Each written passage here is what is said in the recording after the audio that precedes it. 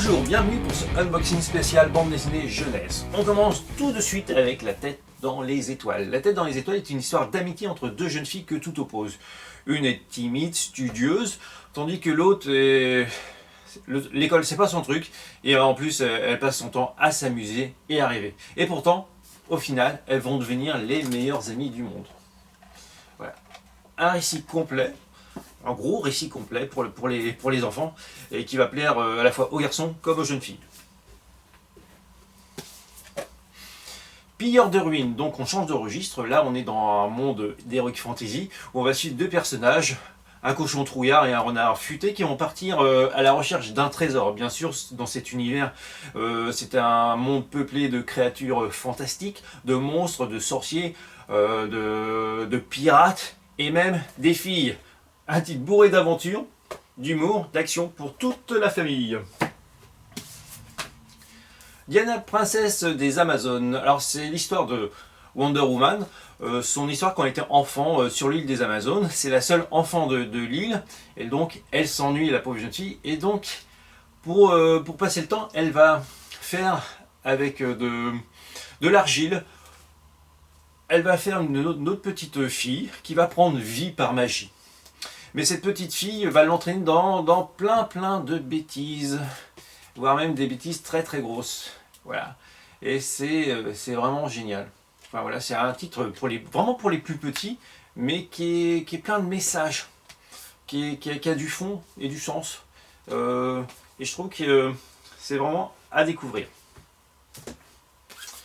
Les Inséparables. Alors Les Inséparables, c'est une série, hein. Là on est sur le volume 3, mais il y en a déjà à peu près une dizaine, je crois. C'est l'histoire d'une famille, et on va parler, dans ce numéro-là, on va parler des clichés. Donc là c'est la petite fille là, qui se rebelle contre ses parents, parce que les parents ne demandent qu'aux filles de desservir à table. Alors qu'il y a aussi des garçons. Donc ça va parler de genre, de stéréotypes, et c'est très bien, ça aborde bien tout ça de façon très simple et rigolote, tous les stéréotypes filles-garçons. Voilà. Ça ressemble un peu à la série Max et Lily. Middle West. Middle West est un récit pour ados, et ça parle d'un jeune homme qui vit avec son père. Son père est tellement violent que ce jeune homme décide de partir, de quitter, de fuir son père. Et là on va le suivre dans cet album-là. Ça va être un récit complet en 3 volumes. On va le suivre, il va faire des rencontres qui vont déterminer et qui vont orienter ses choix futurs. Voilà. Un titre... Pour le moment, je n'ai pas trop d'avis, j'attends la suite pour avoir vraiment pour savoir s'il est bien ou pas. Voilà.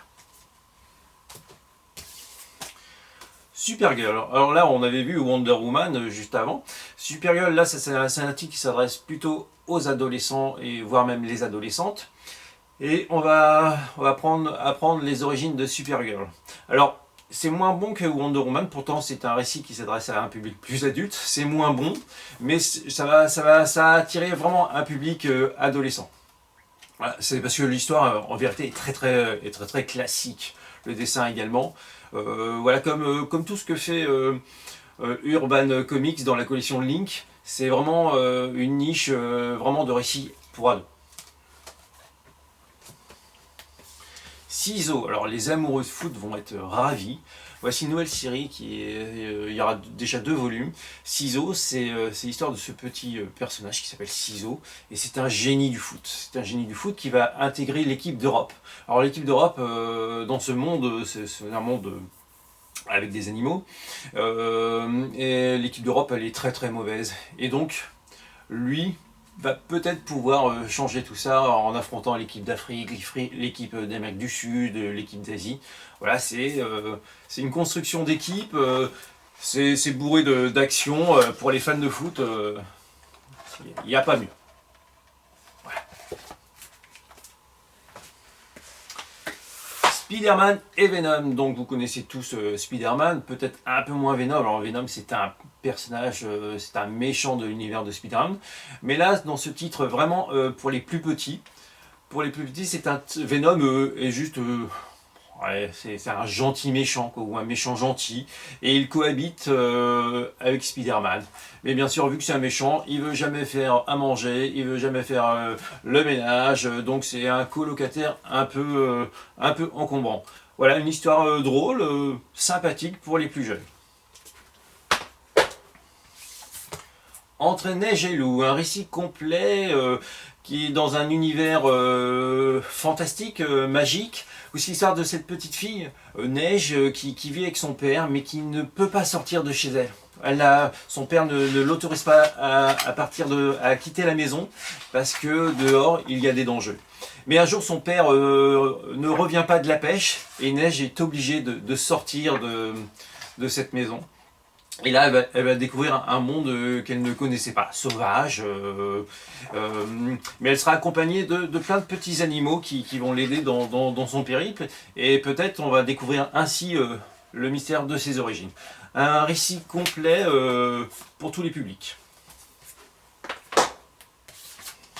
Les grandes vacances. Nous sommes à un petit format pour une série. Pour une série qui raconte l'histoire de Colette et de son frère Ernest qui vont aller vivre en Normandie chez leurs grands-parents juste au début de la Seconde Guerre mondiale. Leur père va partir à la guerre, leur maman va partir en Suisse se faire soigner, et eux, pendant la guerre, vont se retrouver chez les grands-parents et ils vont vivre cette guerre chez les grands-parents, d'où le titre Les grandes vacances. C'est drôle, c'est bien écrit, c'est bien dessiné, enfin voilà, c'est un bon titre qui va plaire aux enfants, mais également, je pense, aux adultes. Voilà. En plusieurs volumes. Bashka. Bashka, c'est un de mes petits coups de cœur. Bashka, c'est cette chienne-là qui se promène avec, comment elle s'appelle déjà, Victoria.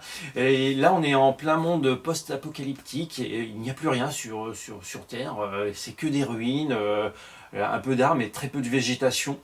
Et là, ce duo part à la recherche des parents de Victoria.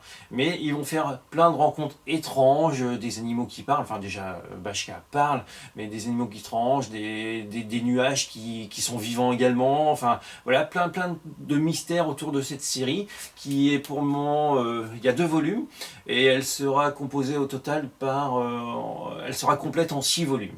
Voilà, Bashka, un très beau coup de cœur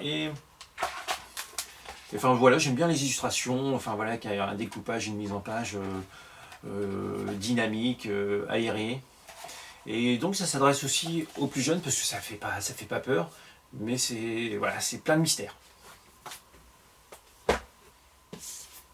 On continue avec Jeanne, détective de la jungle. Alors Jeanne, détective de la jungle est un récit pour les plus jeunes. C'est un récit, alors c'est une enquête, hein, comme le titre l'indique. Et on va suivre Jeanne qui va enquêter sur la disparition d'un pique-bœuf. Un pique-bœuf, ce sont les oiseaux qui viennent manger tous les insectes qui grouillent sur les pachydermes, comme les éléphants, les rhinocéros. Et un jour, il y en a un qui disparaît. Donc elle va enquêter sur cette disparition. Elle va faire la rencontre et donc les enfants vont découvrir tout un bestiaire d'animaux de la savane, et tous ces animaux ont forcément, comme nous humains, plein de choses à dire. Alors des choses intéressantes, des choses un peu moins intéressantes, des choses drôles, et Jeanne va devoir démêler le vrai du faux dans tous ces racontards. Là c'est un récit drôle, il y a 2 histoires dans l'album, et voilà, c'est original, et c'est vraiment pour les plus petits. Blue. Alors Blue, c'est encore une histoire avec encore une petite fille qui a encore un secret. Mais je trouve qu'il est un peu différent. Il est un peu différent parce que du coup, celui-là, je trouve qu'il est nettement mieux construit. Il a des illustrations qui peuvent être même impressionnantes. On peut regarder, je trouve que, on tombe déjà sur cette illustration, je trouve qu'il y a quelque chose de différent, un petit truc en plus que les autres récits, parce que celui-là, quand on le referme, on a vraiment envie de savoir la fin, et donc je le conseille vraiment. Blue, au pays des songes. On continue avec, devinez quoi, encore une petite fille avec encore un secret. Dans un album qui nous vient tout droit d'Afrique du Sud, oui, c'est encore un bel album. Et là, cette petite fille serait la fille ou la réincarnation d'un dieu africain, un dieu qui protège les fleuves.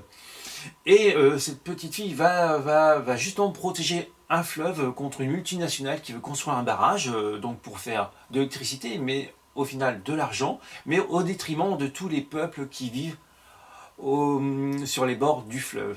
Voilà, c'est un titre avec donc du coup avec une thématique environnementale, mais aussi avec beaucoup de magie, beaucoup d'aventures. Il y a des pirates, voilà, il y a des sentiments. Et vraiment, c'est différent, c'est rien à voir avec le reste.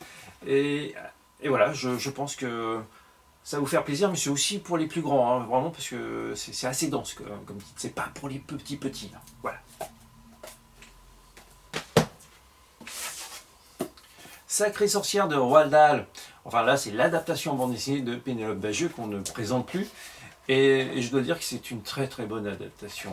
Pénélope Bagieux a vraiment réussi à rendre honneur à Roald Dahl dans ce récit avec rythmé, avec des dessins qui, pareil, qui a énormément évolué depuis je ne sais pas si vous reprenez ses premiers albums à Pénélope Bagieux, ça n'a plus rien à voir.